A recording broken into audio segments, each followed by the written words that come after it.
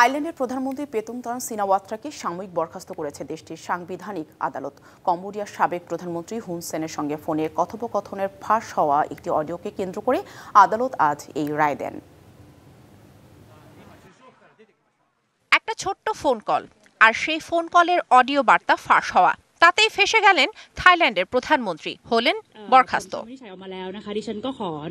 কি বলেছিলেন সেই ফোন কলে, কি ছিল সেই অডিও বার্তায়, যাতে রীতিমতো তোলপাড় থাইল্যান্ডের রাজনীতি।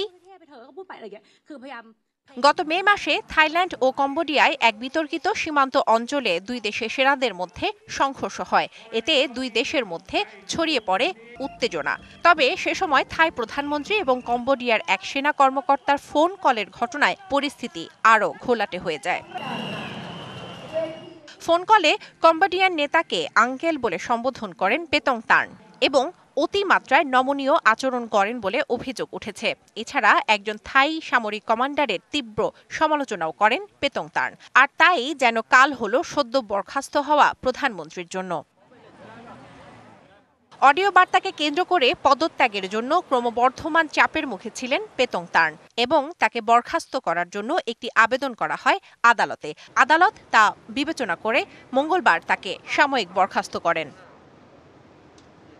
সাংবিধানিক আদালত ৭-২ ভোটে তাকে বরখাস্ত করার পক্ষে রায় দিয়েছে। যদিও আত্মপক্ষ সমর্থনের জন্য ১৫ দিন সময় রয়েছে সিনাওয়াত্রার হাতে। এ সময়ে উপপ্রধানমন্ত্রী সুরিয়া জুংরুং রুয়াংকিথ দেশের ভারপ্রাপ্ত নেতা হিসেবে দায়িত্ব পালন করবেন।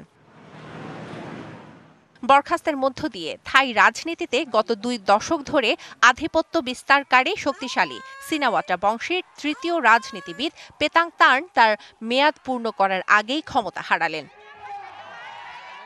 এর আগে বাবা থাকসিনের পাশাপাশি পেতংতানের ফুফু ইংলাক সিনাওয়াত্রাও দেশের প্রধানমন্ত্রী হিসেবে দায়িত্ব পালন করেন। পরে সামরিক হস্তক্ষেপে ক্ষমতা থেকে অপসারিত হন। শোভন শাহমিন দিশা, ডিবিসি নিউজ ডেস্ক।